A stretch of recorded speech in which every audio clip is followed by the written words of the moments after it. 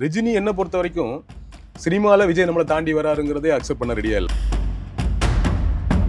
குட்டி ஸ்டோரிக்கு சொன்ன கதையெல்லாம் உண்மைதானோ அப்படிங்கிற மாதிரி இப்போ மறுபடியும் அது வந்து ஃபயர் ஆக ஆரம்பிச்சிருச்சு. ஆல்ரெடி ரஜினி வந்து ரொம்ப ஹாப்பி கிடையாது விஜயோட வளர்ச்சியிலங்கிறது என்னுடைய கருத்து. அதோட வெளிப்பாடு தான் காக்கா கழுகு கதையை.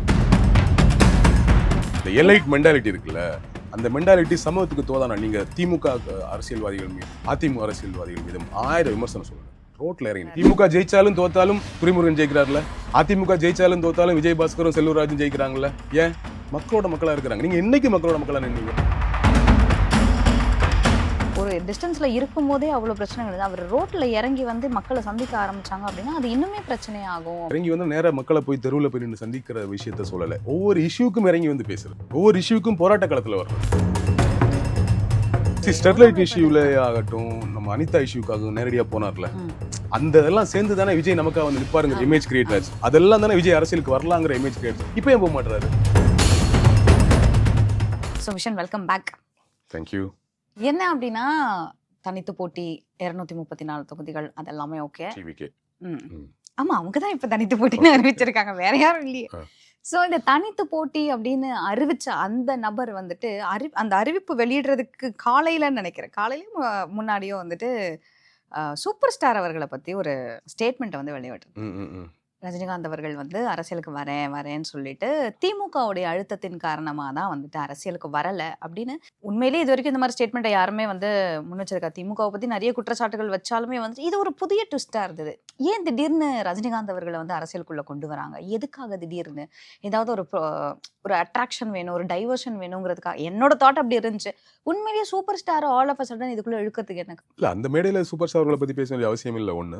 ரெண்டாவது, இங்கே லாஜிக்கலி யோசிச்சு பார்த்தீங்கன்னா சூப்பர் ஸ்டார் அவர்களோட செயல்பாடுகள், அவர் கட்சி ஆரம்பிக்க போறேன்னு சொன்னது அந்த கடைசி காலகட்டம் சொல்ல, நீங்க 96லேருந்து சொல்ல, கடைசியா அந்த 2 வருஷமா அவருடைய கட்சி அறிவிக்க போறது உண்மை, தேதி பின்னர் அறிவிக்கப்படும் சொன்னது, ஆன்மீக அரசியல் கொண்டு வரும்னு சொன்னது, ஸ்டெர்லைட் மேட்டர்ல பேசினது, இவ்வளவு நிகழ்வுகள் எல்லாம் நம்ம அடுக்கி பார்க்கும் பொழுது அதற்குள்ள திமுகவோட அழுத்தம் இருப்பதற்கான வாய்ப்பே அங்க இல்லை இல்லையா?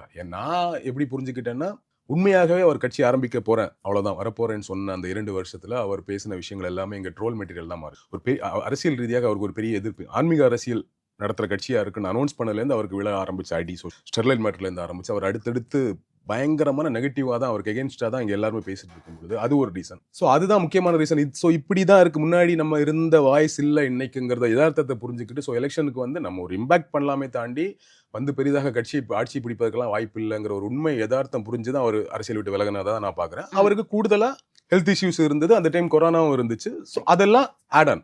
பட் பேசிக்கா அவருக்கு அந்த கடைசி 2 வருஷம் இந்த ரெஸ்பான்ஸ் அவருக்கு ரொம்ப தோதா இல்லை, அப்படித்தான் நான் புரிஞ்சுக்கிட்டேன்.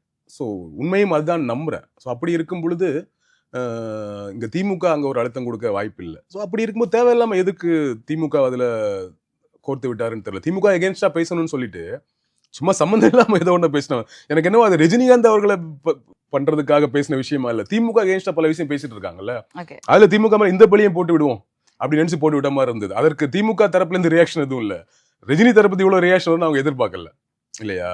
ஒரு பழியை சும்மா போற போக்குல திமுக பக்கம் தட்டி விட நினைச்சாரு, அது மிஸ் ஆயிடுச்சு. பட் ஆனா ஒரு விஷயம் என்ன, இங்க நிறைய பேர் கேட்டீங்கன்னா ஒரு அரசியலுக்கு வரேன்னு சொல்லிட்டு அவர் போயிட்டாரு, பட் ஆனா அவருக்கான ஃபேன் பேஸ் இன்னும் ஃபேன் பேஸா தான் இருக்கு. ஸோ இப்போ வரைக்குமே வந்துட்டு ரஜினிகாந்த் அவர்களை எதிர்த்து பேசினா யார் எதிர்த்து பேசுறாங்களோ அவங்க பக்கம் திரும்பக்கூடிய ஒரு பெரிய கூட்டம் வந்து தமிழ்நாட்டை பொறுத்த வரைக்கும் இருக்கு. தமிழ்நாடுன்னு இல்லை, எல்லா இடத்துலயுமே இருக்கு. பட் தமிழ்நாட்டை பொறுத்த வரைக்கும் அவருக்கு அரசியலுக்கு வராரோ வரலையோ அது வந்துட்டு அவங்களுக்கு ஒரு ஏமாற்றம் இல்லைன்னு சொல்லணும், தமிழ்நாடு மக்களுக்கு ஒரு ஏமாற்றம். பட் இருந்தாலும் அவருக்கான அந்த மரியாதையும் அவருக்கான அந்த ஸ்டார்டமும் இப்போ வரைக்கும் இருக்கு. ஸோ விஜய் அவர்கள் வந்து அவருடைய கெரியரை விட்டுட்டு அரசியலுக்கு போறாரு அப்படிங்கிறது அவர் எடுத்த ஒரு டெசிஷன். ஆனா அவர் ஒரு ஸ்டார், விஜயும் ஒரு ஸ்டாராக இருந்து போயிருக்காரு அப்படிங்கிற பட்சத்துல சரி ஓகே, அப்படியே போற போக்குல வந்துட்டு இவருக்கும் மேல சூப்பர் ஸ்டார்ன்னு சொல்றாங்களா, அவர் வரல பாருங்க விஜய் வந்துட்டாங்க. ஸோ அந்த பாணியில விஜய்க்கு ஒரு இமேஜ் கிரியேட் பண்ணணுங்கிறதுக்காக இதை பண்ணிட்டாங்களோ? இல்ல, எப்படி பண்ணியிருந்தாலும் தவறு தான். அதுல ரஜினிகாந்த் அவர்கள முதல்ல பேச வேண்டியது இல்லை. இன்னொரு விஷயம் நீங்க சொன்னது உண்மை. இப்ப நானே சொன்னேன், அரசியல் ரீதியாக அவர் பேச ஆரம்பிச்சக்கப்புறம் இங்க ஒரு பயங்கரமான நெகட்டிவா அவருக்கு எகென்ஸ்டா ஒரு திரும்பிச்சுங்கிறது உண்மை. எந்த அளவுக்கு உண்மையோ அதே அளவுக்கு அந்த காலகட்டத்தில் கூட அவரோட படம் ரிலீஸ் ஆனா இதே கூட போய் பார்த்துட்டு தான் இருந்தது. அவர் ஒரு ஸ்டார், அவர் மேல வைக்கக்கூடிய அன்பு இன்னைக்கு இருந்துச்சு, எல்லா காலத்தையும் இருந்தது. அது அந்த ஸ்டார் வேலை என்னைக்கும் குறையவே இல்லைங்க. பட் பொலிட்டிக்கலா அவர் மேல நிறைய கான்ட்ரடிக்ஷனான கருத்துக்கள் இருந்து, அவர் சொல்லக்கூடிய கருத்துக்கு ஏற்ற மாதிரி எதிர்ப்பு இருந்து. ஸோ நீங்க அப்படியெல்லாம் பேசி யோசிச்ச மாதிரி இல்லை. நீங்க அரசியலுக்கு வந்தாச்சு, இப்போ உங்களுக்கு எல்லாரோட ஓட்டும் வேணும். கண்டிப்பா அஜித் ரசிகர்களோட ஓட்டும் வேணும். இப்போ மெஜாரிட்டி ரசிகர்கள் தமிழ்நாட்டில் யாருன்னா விஜய், அஜித், ரஜினி இல்லையா? அதிக ரசிகர்கள். அதுக்கப்புறமா தான் கமல், சூர்யா அவங்க எல்லாம் வருவாங்க. அப்படிங்கும்போது நீங்க யாரையுமே நீங்க மெயினா அஜித் ரசிகர்களையும் ரஜினி ரசிகர்களையும் பகிச்சிக்க கூடாதுங்கிறது தான் யதார்த்தம். யங்ஸ்டர்ஸ் ஓட்டு விஜய்க்கு எவ்வளோ இருக்குன்னா எந்த அளவு யங்ஸ்டர்ஸ் விஜய்க்கு ரசிகர்கள் இருக்காங்களோ கிட்டத்தட்ட அதுக்கு இணையான ரசிகர்கள் வந்து யங்ஸ்டர்ஸ் வந்து அஜித்துக்கு இருப்பாங்க.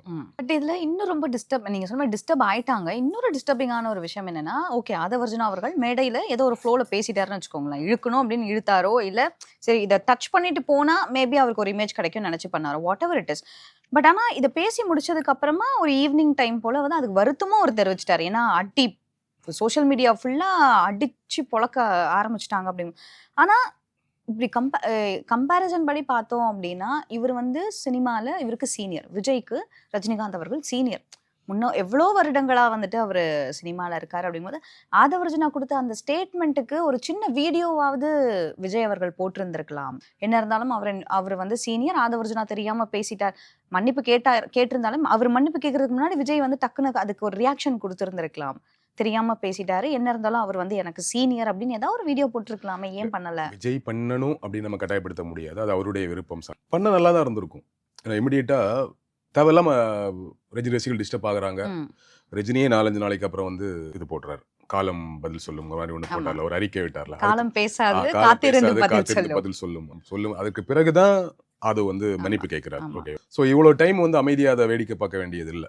கிட்டத்தட்ட 3-4 days அது போயிடுச்சு. ஸோ அவ்வளோ காலம் கொடுக்க வேண்டியது இல்லை. இமிடியேட்டாவே இந்த மன்னிப்பை இமிடியேட்டாவே அதை கேட்டிருக்கேன். இன்னொன்று விஜய் தரப்பு விஜய் நேரடியாக ஒரு ட்வீட், வீடியோலாம் விட வேண்டியதில்லை, ஒரு ட்வீட் போட்டிருந்தா பெட்டராக இருந்திருக்கும். ஸோ இதெல்லாம் ஒரு பரவாயில்ல, அவர் பேசினா கூட விஜய் இமிடியேட்டாக ரியாக்ட் பண்ணும்போது அது வேற மாதிரி கூல் பண்ணும். ரஜினியோட ரசிகர்களை வேற மாதிரி கூல் பண்ணு. ரஜினியுமே இந்த அறிக்கை விட வேண்டிய அவசியம் வந்திருக்கு. இதுக்கு முன்னாடி நீங்க ஒரு பாயிண்ட் சொன்னீங்க, நமக்கு ஒரு அரசியல் தேர்தலில் நிக்க போறோம், நம்ம ஒரு அரசியல் கட்சி வச்சிருக்கோம் அப்படின்னா நமக்கு எல்லாருடைய வாக்கும் முக்கியம். ஆமா ஆமா ஆமா. சோ இவ்வளவு தூரத்துக்கு அந்த இழுத்துட்டு போயிருக்காது. ரஜினியும் இப்படி ஒரு அறிக்கை போட வேண்டிய சூழல் வந்திருக்காது. ஆல்ரெடி ரஜினி வந்து ரொம்ப ஹாப்பி கிடையாது விஜயோட வளர்ச்சி இல்லைங்கிறது என்னுடைய கருத்து. அதோட வெளிப்பாடு தான் காக்கா கழுகு கதையை ஜெயிலர்ல பேசினது இல்லையா? ஸோ ஆனால் விஜய் எப்பவுமே ரஜினி மேலே ரெஸ்பெக்ட் வச்சிருக்கிறதா நான் பார்க்குறேன். ஏன்னா அதுக்கு பிறகு விஜய் வந்து மேடையில் தான் சொன்னார், ஒரே சூப்பர் ஸ்டார் தான், ஒரே புரட்சி கலைஞர் தான், ஒரே உலக நாயகன் தான் ஒன்று பேசினார்ல, ஒரே தலை தான் பேசினது காரணம் அதுதான். அவர் அதில் தான் இருக்கிறாரு. பட் ரஜினி என்ன பொறுத்த வரைக்கும் சினிமாவில் விஜய் நம்மளை தாண்டி வராருங்கிறதே அக்செப்ட் பண்ண ரெடியா இல்லை. ஒன்று இன்னொன்று அப்படிப்பட்ட சினிமாவில் நம்மளை தாண்டிட்டாரு அப்படின்னு சொல்லப்படக்கூடிய அல்ல தாண்டிட்டு இருக்காரு நமக்கு அப்புறம் அவர் தான் அப்படின்னு சொல்லக்கூடிய ஒரு நபர் அரசியலுக்கு நான் வராத அரசியலுக்கு வர்றதே ரஜினி எந்த அளவுக்கு ஆரோக்கியமா பரவாயில்ல, நம்ம தான் வரல, நம்ம தம்பியா நல்லா இருக்குன்னு விடுவார்லாம் நான் நம்பல. ஓகேவா? ஸோ அப்படி இருக்கக்கூடிய சூழல்ல இப்படி ஒரு வாய்ப்பை இவங்களே உருவாக்கி கொடுத்தா தான் அவர் வந்து காலம் காத்திருந்து பதில் சொல்லும்லாம் போடுறாரு. அது என்ன ஆகுது, எலெக்ஷன் ரிசல்ட்ல இது வந்து என்ன ஆச்சுன்னா முன்னாடி அப்போ பேசினதெல்லாம் அந்த குட்டி ஸ்டோரிக்கு சொன்ன கதையெல்லாம் உண்மைதானோ அப்படிங்கிற மாதிரி இப்போ மறுபடியும் அது வந்து ஃபயர் ஆக ஆரம்பிச்சிருச்சு. ரஜினி அந்த கம்பேரிசன் இருக்கு, ரஜினிகாந்த் அவர்கள்னா அதுக்கு அடுத்த இடத்துல விஜய். ஆனா இப்ப விஜய் கெரியர் விட்டு வெளில போயிட்டாரு. அது ஓகே, அவர் சும்மா வெளியே போகல, அவர் அரசியலுக்கு வரேன்னு சொல்லிட்டு தான் வராரு. அதெல்லாம் ஃபைன். அவர் நடிப்பை விட வேண்டிய அவசியம் கிடையாது. ஆனாலும் எனக்கு நடிப்பு வேணா, நீ முழுக்க பாலின்னு சொன்னதெல்லாம் வரவேற்க வேண்டிய விஷயம். அதில் நம்ம குறை சொல்றதுக்கு ஒன்றும் இல்லை. ரஜினி வந்து ஆல்ரெடி விஜய் மேல வருத்தத்தில் இருக்கிறார், விஜயோட வளர்ச்சி மேல. அப்படி இருக்கும் பொழுது அவருக்கு ஒரு லட்டான வாய்ப்பை நீங்க திருப்பி கொடுத்துட்டீங்க தேவையில்லாம. ஏன்னா நான் இந்த வீடியோ ஏன் போடல அப்படின்னு கேட்டேன் அப்படின்னா, இப்போ நிறைய இஷ்யூஸ் டிவிக்கேவை சுற்றி நடந்துகிட்டே இருந்தது. ஆனால் எந்த ஒரு விஷயத்துக்குமே எல்லாரும் சொல்லக்கூடிய ஒரு விஷயம்னா இமீடியட்டாக அவர் ரியாக்ட் பண்ண மாட்டேங்கிறாரு. 2 days இப்போ கரூர் இஷ்யூக்கே வந்துட்டு உடனே அவர் ரியாக்ட் பண்ணியிருந்துருக்கணும், பேசணும், உடனே அவர் ஃப்ளைட் ஏறி போயிட்டாரு அப்படின்னும் போது ஒரு 2-3 days கழிச்சு அவர் ஒரு வீடியோ கொஞ்சம் கேப் விட்டு ஒரு வீடியோ விடுறாரு, சிஎம் சார் அப்படின்னு. இப்போ இதுக்கு இப்போ வரைக்கும் அவர்கிட்ட எந்த ரியாக்ஷனுமே வரல. ஆதவர்ஜுனா மன்னிப்பு கேட்டிருந்தாலுமே அவர் வந்துட்டு ஏதாவது ஒன்று சொல்லியிருந்தாரு. நீங்க சொன்ன மாதிரி ஒரு ட்வீட் போட்டிருந்திருக்கலாம், இல்ல இன்ஸ்டால இது சும்மா அப்படி ஏதாவது ஒண்ணு இல்லங்க இந்த மாதிரி அப்படின்னு சொல்லி அட்மினை வச்சு கூட நீங்க ஏதாவது என்ன ஆகுது, நான் எப்படி புரிஞ்சுக்கிறேன்னா இந்த மாதிரி விஷயத்தெல்லாம் ஒரு மன்னிப்பு கேட்டாலோ இல்லைன்னா ஒரு தவறுதல் நடந்திருக்குங்க மாதிரி ஒரு கன்வின்சிங்கா ஒன்று பேசினாலோ தன்னோட இடம் கீழே இறங்குற மாதிரி ஃபீல் ஆகுது இல்ல. விஜய் இறங்கி வந்து மன்னிப்பு கேட்டார் பாரு அவருக்காக அப்படிங்க. பட் இன்னும் அது அவருக்கு பெரிய பிளஸ்ஸா தான் அமையும், அது நம்மளுடைய கருத்து. ஆனா அந்த இடத்துல இருக்கிறவங்களோட ஈகோ இருக்குல்ல, நாட் ஓன்லி விஜய், நீங்க எவ்ரி சினிமா ஸ்டார் இருக்கு, நாம் நினைப்பது போல் இல்லை. அவர்கள் அரசியலுக்கு தோதானவர்களே இல்லை. நீங்க சினிமால இருந்துருங்க தயவு செஞ்சு அப்படின்னு தான் நான் சொல்லுவேன். அதுதான் இப்ப நம்ம எல்லாரோட இவர்களோட ஈகோ இருக்குல்ல. எங்க காலம் முழுக்க 18 வயசு 20-25 வயசுல விஜய் பெரிய ஸ்டாருங்க தமிழ்நாட்டுல, காலுக்கு மரியாதை ரிலீஸ் ஆயிடுச்சு. ரஜினிகாந்த் 25 வயசுல பெரிய ஸ்டாருங்க, சூப்பர் ஸ்டார் ஆயிடுறாரு கிட்டத்தட்ட. அப்போ என்ன இவங்களுக்கு யதார்த்தம் தெரியும், இந்த சமூக யதார்த்தம் என்ன தெரியும்? 25 வயசு நம்ம என்ன பண்ணிட்டு இருந்தோம் ஒண்ணு இருக்குல்ல. சமூகத்தோட 18 வயசுல ஹீரோங்க விஜய், அஜித் வந்து 18 வயசு 19 வயசுல ஹீரோங்க இல்லையா? 25 வயசுல வந்து நம்ம கெரியர் என்னன்னு சூஸ் பண்ண தெரியாத காலகட்டத்தில் அந்த காலகட்டத்தில் மக்கள் வாழ்ற போது இவங்கெல்லாம் பெரிய ஸ்டார் ஆயிரு லட்சக்கணக்கில் கோடிக்கணக்கில் சம்பாதிக்க ஆரம்பிச்சு காலத்துக்கு ஏற்ப இல்லையா? அப்ப எங்க இவங்க சமூகத்தை புரிஞ்சுக்கிறாங்க? சமூகத்தோட எங்க இவங்களுக்கு கனெக்ட் இருக்கு? தனிப்பட்ட முறையில் ஒதுங்கியே இருக்காங்க. யாரும் நெருங்க முடியாத இடத்துல இருக்கா. சுத்தி இருக்கக்கூடிய 10 பேரும் புகழ் பாடக்கூடிய துதி பாடக்கூடிய கூட்டத்தையே சுத்தி வச்சிருப்பாங்க. இவங்களுக்கு சமூக யதார்த்தமே தெரியாது. அப்போ அந்த தன்னை சுத்தி 10 பேர் புகழ் பாடிட்டே இருப்பான், தன்னை பத்தி துதி பாடிட்டே இருப்பான், தன்னை பத்தி எந்த நெகட்டிவ் இன்ஃபர்மேஷன் கொண்டு தரமாட்டான், யதார்த்தத்தை சொல்ல மாட்டான். யதார்த்தத்தை சொல்றோம் வெளியே அனுப்பப்பட்டோம். இல்லைண்ணே அது தப்பு, அப்படி பேசக்கூடாதுன்னு சொன்னா யாராவன் எடுத்து பேச அனுப்பிச்சு விடுன்றாங்க.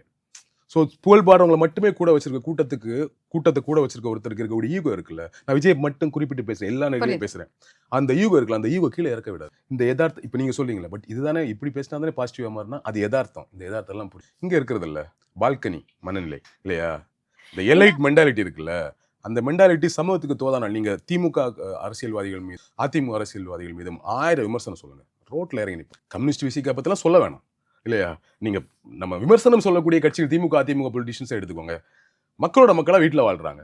நீங்க மதுரையில போங்க, மதுரையில ஒரு தெருவில் போனீங்கன்னா ஒரு குறுகலான தெருவில் அடுத்தடுத்து வீடு இருக்கும்ல, ஒட்டி ஒரு சவரும் 2 சவர் வீட்டுக்கும் பொது சவரா இருக்கும். ஒரே சவர் தான் 2 வீட்டுக்கு. அந்த மாதிரி ஒரு தெருவில் தான் செல்லூர் ராஜு வாழ்ந்துட்டு இருக்காரு. நீங்க கேஷுவல் நடந்து போய் செல்லூர் ராஜுக்குள்ள பார்த்துட்டு வந்துடலாம். ஒரு முன்னாள் மினிஸ்டர் எம்எல்ஏ தொடர்ந்து ஜெயிச்சுட்டு இருக்காரு. நீங்க பார்த்துட்டு வந்துடலாம். நீங்க அப்படியே நீங்க கரூருக்கு போனீங்க, வேலூர் போனீங்கன்னா கொஞ்சம் அகலமான தெரு, அவ்வளவுதான். அதுல ஒரு வீட்டுல தான் துரைமுருகன் இருக்கிறாரு. நீங்க எல்லா பொலிட்டீஷியனுமே நீங்க நேரா வீட்டுல போய் சந்திக்க முடியும். மக்களோட மக்களா இருக்கிறாங்க. ஏன் ஜெயிக்கிறாங்க தொடர்ந்து? அது மக்களோட மக்களா. திமுக ஜெயிச்சாலும் தோத்தாலும் துரைமுருகன் ஜெயிக்கிறாருல, அதிமுக ஜெயிச்சாலும் தோத்தாலும் விஜயபாஸ்கரும் செல்லூர்ராஜும் ஜெயிக்கிறாங்கல்ல. ஏன்? மக்களோட மக்களா இருக்கிறாங்க. நீங்க என்னைக்கு மக்களோட மக்களா நின்னீங்க? அப்ப அப்படிப்பட்டவர்களுக்கு இந்த யதார்த்தம் எல்லாம் புரியாது. இந்த விஷயம் நான் ஏன் கேட்டேன் அப்படின்னா, இப்போ ஒரு வார்த்தை சொன்னீங்களா, நம்மளை சுத்தி இந்த புகழ் பாடுறவங்க எப்பவுமே இருந்தாலும் நம்ம வந்து அந்த பறக்கிற நிலைமையிலேயே தான் இருப்போம், தரைக்கு வரவே மாட்டோம் அப்படின்னு. அந்த ஒரு விஷயத்தை தான் வெப்பனா வந்துட்டு விஜய்க்கு எதிராக யூஸ் பண்றாங்களோ? ஏன்னா இப்போ ஒரு டாக் போய்கிட்டு இருக்கேன், நான் சொல்றேன். ஆதவர்ஜுனா ஒரு பக்கம் அவர் இஷ்டத்துக்கு வேண்டியதெல்லாம் பேசுறாரு, இன்னொரு பக்கம் அவருடைய பொலிட்டிக்கல் ஸ்ட்ராட்டஜிஸ்ட், டிவிகேவோட பொலிட்டிக்கல் ஸ்ட்ராட்டஜிஸ்ட் ஜான் ஆரோக்கியசாமி ஒரு பக்கம் இருக்காரு. இவங்க 2 பேருமே இதுக்கு முன்னாடி டிஎம்கேல இருந்து தான் வந்திருக்காங்க. டிஎம்கே அண்ட் அந்த அது சுத்தி இருக்கக்கூடிய கட்சிகளுக்கெல்லாம் வேலை பார்த்திருக்காங்க. Somewhere they are connected to DMK அப்படின்ற ஆதவர்ஜுனால டைரக்டாவே டிஎம்கே. ஸோ இவங்க 2 பேருமே வந்து கூட இருந்துகிட்டே அவருக்கு வந்து ஒரு விஷயத்த பண்ணிக்கிட்டே இருக்காங்க. அவருதான் சொல்லிட்டு அவரை முன்னிறுத்தி பின்னாடி சில வேலைகள் நடந்துகிட்டு இருக்கு அப்படின்னு. சோ கால்ட் ஆதவர்ஜுனா யாரு அப்படிங்கிறது வந்து நிறைய பேருக்கு தெரிஞ்சிருக்கும். ஜான் ஆரோக்கியசாமி பத்தி பெருசா நிறைய பேருக்கு தெரியாது. அவர் பின்னாடி இருந்து வேலை பார்த்துட்டு இருக்காரு அண்ட் ஹீஸ் அ ஸ்ட்ராட்டஜிஸ்ட் அப்படிங்கிற புரிதல் மட்டும் தான் இருக்கு. பட் இவங்க 2 பேருக்குமே உள்ள ஒரு போட்டி போய்கிட்டு இருக்கு. ஜான் ஆரோக்கியசாமி நான் சொல்றதை விஜய் கேட்பாரா அப்படிங்கிறது, யாரையுமே பக்கத்துல விட மாட்டேங்கிறாரு. ஆதவர்ஜுனா இன்னொரு பக்கம் நான் சொல்றதுதான் அவர் கேட்குவார். சோ இது ஆக்சுவலி நடக்குதா உள்ள? இதை பத்தி நீங்க என்ன நினைக்கிறீங்க? இல்ல ஆக்சுவலி நமக்கு அது உள்ள என்ன நடக்குதுங்கிறது தெரியாது. ஜான் ஆரோக்கியசாமி ஆல்ரெடி ஒரு பொலிட்டிக்கல் ஸ்ட்ராட்டஜிஸ்ட். அவர் வேற நிறுவனங்களை வேலை செஞ்சிருக்காரு, பாமகவுக்கு வேலை செஞ்சிருக்காரு, இப்போ டிவிகேக்கு வேலை. இவரும் ஆல்ரெடி ஒரு ஸ்ட்ராட்டஜிஸ்டா இருந்த ஐபாக்கோட சேர்ந்து திமுக வேலை செஞ்சாரு, அப்புறம் விசிகால இணைந்தாரு, அவங்களோட ப்ரொமோஷன்ஸ் பார்த்துக்கிட்டாரு. இப்போ திருப்பி இங்க கட்சியில் ஜான் ஆரோக்கியசாமி அவர் இப்பவுமே பொலிட்டிக்கல் ஸ்ட்ராட்டஜிஸ்ட் தான். அந்த நிறுவனம் இந்த எலெக்ஷனுக்கு டிவிகேக்கு வேலை செய்யக்கூடிய ஒரு அவுட் சோர்சிங் பர்சன். இவர் வந்து கட்சியில ஒரு ஆள். ஓகேவா? ஸோ 2 பேருக்கும் வித்தியாசம். நீங்க சமீப 2014க்கு பிறகு நீங்க எலெக்ஷன்ல பாத்தீங்கன்னா கட்சிகளுக்குள்ள ஸ்ட்ராட்டஜி சொல்றதெல்லாம் கேட்க ஆரம்பிச்சு. ஆனால் கிட்டத்தட்ட ஈவென்ட் மேனேஜ்மெண்ட் கம்பெனி மாதிரி கட்சி தலைவர்கள்லாம் செயல்பட்டு இருக்காங்க. கரெக்டா வர்றது நடக்கிறது போறது வர்றதுன்னு கிட்டத்தட்ட பிராண்டிங் அண்ட் ப்ரொமோஷன் மாதிரி கம்பெனி மாதிரி கட்சிகள் மாறிடுச்சு. 2014க்கு பிறகு பிஜேபி ஆரம்பிச்சு வச்சது. அதுவும் 2014க்கு பிறகு அந்த கல்ச்சரே மாறிடுச்சு. பிராண்டிங் அண்ட் ப்ரொமோஷன் தேவைப்படுது, அதனால அதுக்குள்ள வந்துட்டாங்க. அந்த வேலையை தான் ஜான் ஆரோக்கியம். பட் நீங்க சொல்ற ஆங்கிள் புரிஞ்சுக்கல. வேணும்னே கூட இருந்துட்டு அவரை இமேஜை டேமேஜ் பண்றதுக்கு அவர் வேலை செய்யறாங்கன்னு நான் புரிஞ்சுக்கல. அதை நான் நம்பவும் இல்லை. அதை பண்ண வேண்டிய அவசியம் இல்லை. அதுக்கு லாஜிக்கலி அப்படி ஒரு வாய்ப்பு இல்லைங்கிறத நான் புரிஞ்சுக்கிறேன். பட் இவங்க ஜான் ஆரோக்கியசாமியாக இருந்தாலும் ஆதவர்ஜுனாக இருந்தாலும் இல்லை 2 பேரும் சேர்த்து விஜயும் சேர்த்து அவங்க போட்ட பிளான் ஆரம்பிச்சு. இவங்க ஸ்ட்ராட்டஜியில் ஒரு பெரிய தவறு செஞ்சது என்ன, விஜயை நெருங்க முடியாத ஒரு மோடி மாதிரி ஒரு ஜெயலலிதா அவர்கள் மாதிரியான இமேஜ் உள்ள ஒரு தலைவராக உருவாக்க நினைச்சாங்க இல்லையா?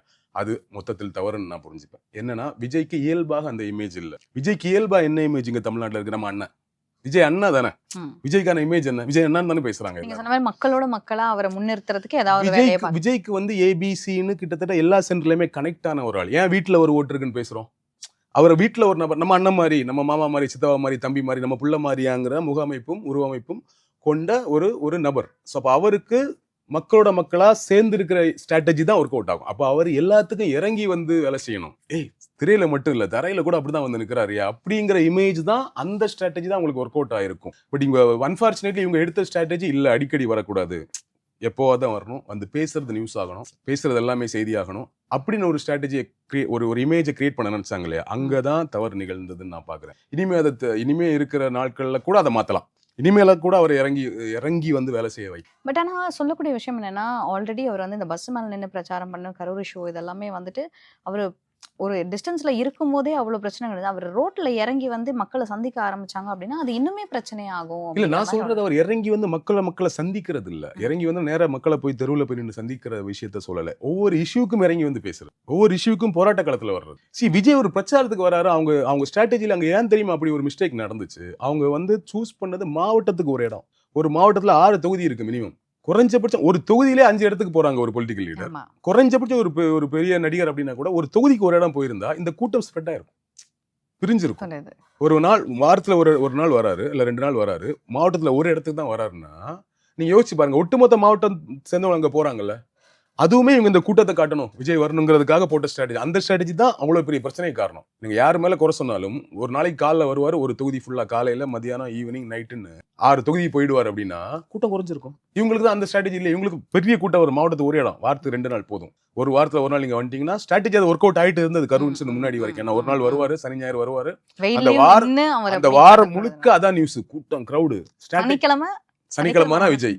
ஸோ அப்படி இருக்கும்போது அது ஸ்ட்ராட்டஜி ஒர்க் அவுட் ஆகிட்டு இருந்தது. ஆனால் அதுக்கு பின்னாடி இப்படி ஒரு ஆபத்து விளையும்னு இவங்க யோசிக்கல, கல யதார்த்தம் புரியாததுனால வந்த விளைவு இது. ஸோ இதுவே விஜய் வந்து அது தொகுதிக்கு ஒரு இடம் சூஸ் பண்ணியிருந்தா இன்னைக்கு வரைக்கும் வந்து அந்த பிரச்சாரம் நடந்துட்டு இருந்திருக்கும். அவருக்கு வரக்கூடிய கூட்டம் வார வாரம் வந்திருப்பாரு. இவ்வளவு தூரம் நம்ம வந்து அவர் வரவே மாட்டேங்கிற விஷயம், வார வாரம் ஒவ்வொரு தொகுதியா போக போக அவரும் நிறைய விஷயத்தை அட்ரஸ் பண்ணிருப்பாரு. அது பெரிய பலமா மாறி இருக்கும், நிறைய விஷயங்களை அட்ரஸ் பண்ணிருப்பாரு, ஒவ்வொரு தொகுதிக்கான இஷ்யூவை பேசியிருப்பாரு, வேற மாதிரி கொண்டு போய் சேர்த்திருக்கும். அந்த ஸ்ட்ராட்டஜி மிஸ்ஸிங். நான் சொல்றது அதுதான். ஸோ ஒரு விஷயத்துக்கு நீங்க சொன்னீங்கல்ல, மெதுவா பேசுறாரு, 4 நாள் கழிச்சு ட்வீட் போடுறாரு, 5 நாள் கழிச்சு பேசுறாரு. நோ, ஒரு இஷ்யூ வந்துச்சுன்னா இமிடியேட்டா அட்ரஸ் பண்ணிருக்காங்க. எவ்வளோ விஷயம் உங்களுக்கு திமுகவுக்கு மேல இன்னைக்கு எதிரா நீங்க போராட்டம் நடந்தது, எவ்வளவு விஷயம் லட்டு மாதிரி ஆப்பர்ச்சுனிட்டி இருக்கு. ஏன்னா இப்போ கூட ரீசெண்டா நமக்கு தெரியும் அந்த தூத்துக்குடியோட இஷ்யூ, +2 மாணவி இஷ்யூ வந்துட்டு எல்லா கட்சிகளுமே வந்து அட்ரஸ் பண்ணிட்டு தான் இருந்தாங்க. அப்படி இருக்கும் பட்சத்துல அவர் அதை பத்தி கூட எதுவுமே வாயை திறக்கவே இல்லை. ஸ்டெர்லைட் இஷ்யூல ஆகட்டும், நம்ம அனிதா இஷ்யூக்காக நேரடியா போனார்ல, அந்த இதெல்லாம் சேர்ந்து தானே விஜய் நமக்காக வந்து நிப்பாருங்கிற இமேஜ் கிரியேட் ஆச்சு. அதெல்லாம் தானே விஜய் அரசியலுக்கு வரலாங்கிற இமேஜ் கிரியேட் ஆச்சு. இப்போ ஏன் போக மாட்டாரு? இதெல்லாம் நீங்க அப்ப வந்து உணர்வுல போனீங்க, இப்ப நீங்க உணர்வு கூட இல்லைன்னா கூட பரவாயில்ல, பாலிடிக்ஸ் பண்றதுக்காக போங்க. பொலிட்டீஷியனுக்கு வந்து பாதி பாலிடிக்ஸ் பாதி தான் உணர்வு. எல்லா விஷயத்திலயுமே அதுல ஒரு பொலிட்டிக்கலா என்ன பலன் எதிர்பார்ப்பா தப்பு இல்ல. ஏன் வந்து நல்லதும் கெட்டது கூட வந்து நிற்கிறாங்கன்னா ஓட்டு போடுவீங்கன்னா வந்து நிற்கிறாங்க, சும்மா எதுக்கு வந்து நிற்கணும்? ஸோ 50% உங்களுக்கு பாலிடிக்ஸ் தான், ஓட்டு தான், இன்னொரு 50% தான் உங்க உணர்வு. ஸோ அப்படி அஸ் எ பொலிட்டிஷியனா வந்து செயல்படுங்க. எந்த தலைவர் போகலனாலும் நீங்க போகணும்ல. ஆளுங்கட்சிக்கு எதிராக பேசுறீங்க, திமுக விசஸ் தாவேக்கா தான் போட்டின்றீங்க. அப்ப திமுக விசஸ் தாவேக்காங்கிற ஒரு இமேஜ் கிரியேட் என்ன பண்ணீங்க?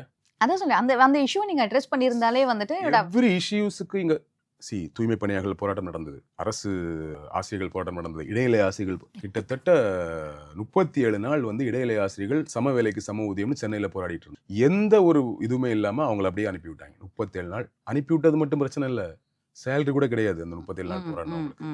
எவ்வளவு பெரிய ஒரு மாசம் 40,000 ரூபாய் வாங்குற சம்பளம் வாங்குறவங்க, அவங்க கூட வேலை பார்க்கறவங்க எல்லாம் 1 லட்ச ரூபாய் வாங்குறாங்க. அதுக்காக தான் சம வேலைக்கு சம ஊதியத்துக்கு போராடுறாங்க. அப்ப 40,000 ரூபாய் 50,000 சம்பளம் வாங்கக்கூடிய ஒரு ஆசிரியர் இல்ல ஆசிரியை ஒரு மாசம் சம்பளத்தை பிடிச்சிட்டீங்களே, அந்த குடும்பம் அந்த ஒரு மாசம் என்ன பண்ணிடும்? எவ்வளவு பெரிய விஷயம் இது. இதை நான் பேசணுமா விஜய் பேசணும்? இது வழக்கம் போல நம்ம தான் பேசிக்கிட்டு இருக்கோம். விஜய் பேசணும். அந்த போராட்டத்துல ஒரு நாள் ஐ திங்க் ஆதவ் போனார்னு நினைக்கிறேன், 10வது விஜய் போகணும். விஜய் போய் அந்த போராட்டத்தை வீரிய மக்கள் இருக்கு. என்னன்னா விஜய் மாதிரியான ஒரு முகம் போகும்போது எனக்கு என்ன தெரியுமா ஆசை, தூய்மை பணியாளர்கள் போராட்டத்துக்குமே அதுதான் நடந்துச்சு. இவங்க போய் சந்திச்சுட்டு வந்தாங்க அவங்கள. தூய்மை 100 நாளைக்கு மேல போராடிட்டு இருந்தாங்க, கடல்ல இறங்கி நின்று போராடுறாங்க. அந்த கடல்ல இறங்கி நின்று போராடுறாங்களே, அந்த கடல்ல அன்னைக்கு விஜய் நின்று நீங்க யோசிச்சு பாருங்க. தமிழ்நாடு தலைகீழா அப்போ கிடைப்பதற்கான கிட்னி இஷ்யூ, அப்போ போராடுவதற்கான அவ்வளவு வாய்ப்பு இருக்கு. இதுல நீங்க போராடும்போது எனக்கு என்னன்னா, விஜய் பொலிட்டிக்கலா கூட அரசியல் லாபத்துக்கு கூட போராடட்டும், பிரச்சனை கிடையாது. ஆனா அந்த ஆசிரியர் கூட போய் நின்று இருந்தா, தூய்மை பணியாளர் கூட போய் நின்று இருந்தா, அவங்களுக்கு ஒரு அந்த கோரிக்கை நிறைவேற்றப்பட்டதுன்னு வச்சுக்கோங்களேன், அந்த மொத்த கிரெடிட்டே விஜய் எடுத்துக்கு. அவருக்கு கிரெடிட் எனக்கு பிரச்சனை இல்லை, அந்த மக்களுக்கு நல்லா நடந்துச்சு, எனக்கு அதான் வேணும் சார் ஜேர்னலிஸ்டா. அப்ப இவருக்கான போராட்டத்துக்கான வாய்ப்பையும் மிஸ் பண்றாரு, மக்களுக்காக நிக்கிறதே மிஸ் பண்றாரு, திமுக எதிராக ஒன்னு கிரியேட் பண்றதை மிஸ் பண்றாரு. அதான் சொன்னேன், இப்போ வந்து இந்த சோ கால்ட் பொலிட்டிக்கல் ஸ்ட்ராட்டஜிஸ்டும் சரி, இவர் கூட இருக்க ஆதவர்ஜனாவும் சரி, வழக்கம் போல நம்ம தான் வந்து ஒரு விஷயத்துக்கு இப்படி பண்ணியிருந்திருக்கலாம் அப்படி பண்ணியிருந்திருக்கலாம் டிஸ்கஸ் பண்ணுறது. ஆக்சுவலி அந்த ஸ்ட்ராட்டஜி டீம்ல இருக்கவங்க யாராவது அதை டிஸ்கஸ் ஏன்னா இல்லை அவங்க டிஸ்கஸ் பண்ணியிருப்பாங்க. ஏன்னா சும்மா வந்து நின்னா வேலைக்கு ஆகாது, நம்ம எப்போதான் வரணுங்கிற ஒரு ஸ்ட்ராட்டஜி இவங்க கிரியேட் பண்ணாங்க. தெரியும் விஜயை எப்படி கொண்டு நிறுத்துவது அப்படிங்கிற, எப்படிப்பட்ட ஒரு ஆளுமையை நிறுத்துறதுங்கிறதுல அவங்க போட்ட பிளான் இருக்குல்ல, அடிக்கடி வரக்கூடாதுங்கிற பிளான் தான் இவ்வளோ விஷயத்துக்கு வராமல் இருக்கிறதுக்கு காரணம். ஸோ அதனால சொன்னேன், அந்த அடிப்படை ஸ்ட்ராட்டஜியில் தவறு நடந்தது. இன்னும் கூட ப்ராப்ளம் இல்லை, ஒரு மாதம் 30 நாள் இருக்கு, இனிமேலாச்சும் இறங்கி பண்ணலாம். பட் இனிமே வந்து இஷ்யூஸ்லாம் பேசுறதுக்கு ஒன்றும் இல்லை, பண்ண முடியாது. இனிமே பிரச்சார பாலிடிக்ஸ் தான். அதையாச்சும் எப்படியாச்சும் அடிச்சு பிடிச்சி பர்மிஷன் வாங்கி உள்ள இல்ல, அதுக்காக தான் சொன்னேன். அட்லீஸ்ட் இந்த ரஜினி அவர் பேசினதுக்கு அட்லீஸ்ட் அதுக்காவது ஒரு அட்ரஸ் பண்ணியிருந்தாரு அப்படின்னா அது கொஞ்சம் மாறி இருக்கும் அப்படின்னு. ரஜினி இஷ்யூலாம் ஒரு விஷயம் இல்லைங்க. ஒரே துறையில சேர்ந்தவங்க, நான் பெரிய ஆளா நீ பெரிய ஆளா சண்டையா இருக்கலாம். இவருக்கு ஏற்கனவே இருந்த விஷயத்தெல்லாம் சேர்த்து காலம் காத்திருந்து பதில் சொல்லணும் வேற சொல்லிட்டாரு. சாபம் ஓட்டுற மாதிரி சொல்லிட்டாரு, எலெக்ஷன் ரிசல்ட்டை பார்த்துக்கலான்ட்டாரு. அவருக்கு ஆல்ரெடி இருந்த எல்லாம் சேர்த்து அவர் முடிச்சிட்டார். அதுக்கான ஆப்போசிட் அது எனக்கு ஒரு விஷயம். ரஜினி விஜய் சண்டை எனக்கு பிரச்சனையே கிடையாது. நான் ஒரு பொலிட்டிக்கல் பார்ட்டி லீடராக வரும்போது, புதுசாக ஒரு பார்ட்டி லீடர் வராரு, அவர் ஆல்ரெடி எல்லாருக்கும் தெரிந்த முகமாக வரும்போது அவருடைய செயல்பாடு வீரியமாக இருந்தால் மக்களுக்கு ஏதோ ஒரு நன்மை நடந்துடும், கண்டிப்பா உங்களுக்கும் ஓட்டு கிடைச்சிடும். எனக்கு அதுதான் வேணும். ஸோ நான் அதை தான் முக்கியமாக கருதுறேன். ஜெயிச்சா இதெல்லாம் நிறைவேற்றுவேன் வாக்குறுதி கொடுக்கறதுக்கு பதிலா ஜெயிக்கிறதுக்கு முன்னாடியே வந்துட்டு ஒரு விஷயத்த பண்ணியிருந்தா அது இன்னுமே கூட ஒரு வந்தா பண்ணுவேங்கிறத விட நீங்க பண்ணாதான் வர முடியும். ரெண்டுக்கு வித்தியாசம் இருக்கு. வந்தா பண்ணுவேன், யாரும் எல்லாரும் வர்றவங்க எல்லாம் நல்லது பண்ணிட்டு வராங்க. பட் நீங்க மக்களா நிற்கும் போது அவங்கள வரவே வைப்பாங்க அப்படிங்கிறது தான். அதுதான் இங்க ரொம்ப முக்கியம். ஒரு மக்களா நிற்கக்கூடிய ஒரு கம்யூனிஸ்ட் பார்ட்டிக்கோ ஒரு விசிகாவுக்கோ இல்லாத செல்வாக்கு உங்களுக்கு இருக்கு இல்லையா? இன்னைக்கு நீங்க ஒரு ஆற்றங்கரையோரம் வாழக்கூடிய மக்களை நீங்க துரத்துனீங்கன்னா அங்க போய் அந்த கூவத்துல இறங்கி நின்று போராட்டத்தை ஒரு கம்யூனிஸ்டா இருக்கிறாங்க, ஒரு விசிகாவா இருக்கிறாங்க இல்லையா? ஒரு தலித் அமைப்பாவோ ஒரு மக்கள் அமைப்பாவோ இருக்கு. அங்க போய் விஜய் நின்னாங்கன்னு யோசிச்சு பாருங்க, அந்த ரிசல்ட் இமிடியேட்டா கிடைக்கும். அவங்களுக்கு எல்லாம் இல்லாத செல்வாக்கு இங்க நம்ம ஊர்ல ஒரு நடிகருக்கு இருக்குங்க. அப்ப அதை நீங்க எவ்வளவு தூரம் உங்களுக்கு சாதகமா யூஸ் பண்ணிக்கலாம், எவ்வளவு தூரம் அது மக்களுக்கு சாதகமா மாறணும்னு இருக்குல்ல, அந்த ஆப்பர்ச்சுனிட்டி தான் விஜய் மிஸ் பண்ணாருன்னு நான் ஃபீல் பண்றேன். மறுபடியும் சொல்ற மாதிரி இதெல்லாம் இந்த ஸ்ட்ராட்டஜி மிஸ்டேக்ல நடந்ததுங்கிறதா என்னோட இந்த ஷோ பார்த்தாலே விஜய்க்கு நிறைய ஐடியா கிடைக்கும். நம்ம டிஸ்கஸ் பண்ணதை பாக்குறாங்க, எல்லாத்தையும் பாக்குறதா தான் தகவல் வருது. அதான் சொல்றேன், நம்ம சொன்ன இந்த விஷயத்தை அவர் இம்ப்ளிமெண்ட் பண்ணாலே வந்துட்டு அவருக்கு நிறைய வந்துட்டு வாய்ப்புகள் இருக்கு. மக்கள் மத்தியில போய் சேர்றதுக்கு, செல்வாக்கு இன்னும் ஏறதுக்கு கூட வாய்ப்புகள் இருக்கு. பட் பொறுத்து இருந்து பார்ப்போம் வாட் இஸ் ஹேப்பனிங். இன்னும் ஒரு மாசம் இருக்குல்ல, பார்க்கலாம் என்ன நடக்குது. நல்லது நடக்கும் என்று நம்புவோமாக. Anyways, thanks Vision, thanks for